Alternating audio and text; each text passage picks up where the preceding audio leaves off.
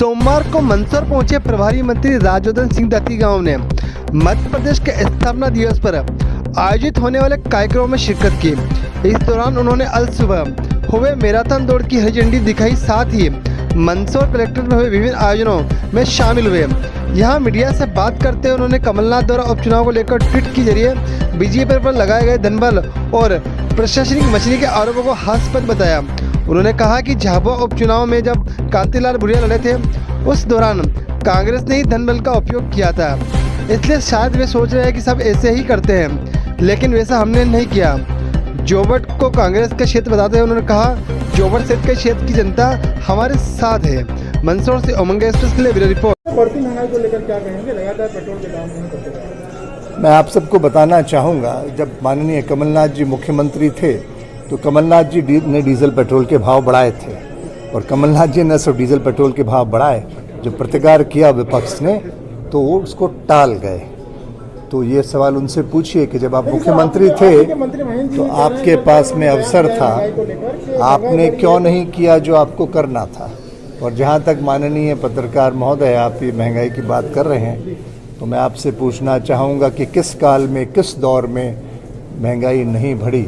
जैसे जैसे ज़माना आगे बढ़ता है तो कहीं न कहीं ये चीज़ होती है, क्योंकि क्या आमदनी नहीं बढ़ी, क्या सुविधाएं नहीं बढ़ी, क्या उज्ज्वला के गैस कनेक्शन नहीं मिले, क्या सड़कें नहीं बनी, क्या फ्री में वैक्सीनेशन नहीं लगे, क्या ऑक्सीजन नहीं दी गई, क्या खाद्यान्न वितरण 5 महीने का फ्री में नहीं हुआ।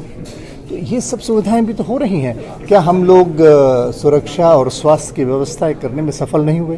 क्या ऑक्सीजन प्लांट्स नहीं लगे? क्या मंदसौर में RT-PCR का केंद्र नहीं लगा? क्या सिविल हॉस्पिटल्स की नई स्वीकृतियां नहीं हुई? क्या एम्बुलेंसेज नहीं दी गई?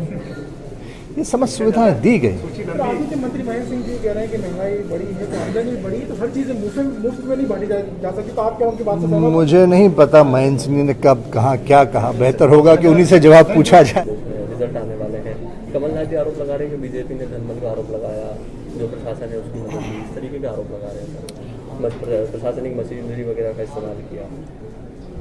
हास्यास्पद है, क्योंकि झाबुआ का उपचुनाव जिन्होंने देखा और समझा, जो कांतिलाल जी भूरिया खुद लड़े थे, वो सब जानते हैं कि धनबल का दुरुपयोग जिस प्रकार से कांग्रेस ने उस झाबुआ के चुनाव में किया था, शायद वो सोच रही है कि सब वैसा ही करते हैं, लेकिन वैसा हमने नहीं किया है।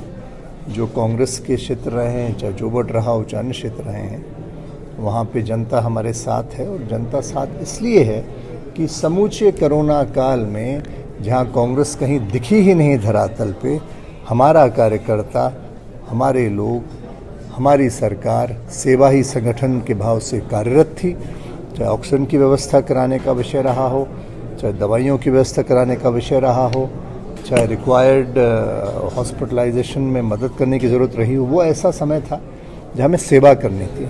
हमने सेवा करी। कांग्रेस ने सिर्फ ट्विटर और फेसबुक पर राजनीति करी। और दुखद विषय ये है कि जब कोरोना काल पीछे छोड़ के हम तीसरी वेव से सफलतापूर्वक लड़ के आज हम कार्यरत हैं, तो इस चुनाव में कांग्रेस ने उस काल को मुद्दा बनाना चाहा और तमाम तरह के आरोप लगाए। ये दुखद है। धनबल का उपयोग कांग्रेस किया करती थी, और अब जनता ये तय करेगी कि इन उपचुनावों में आगे आने वाले 2023 की क्या दिशा है।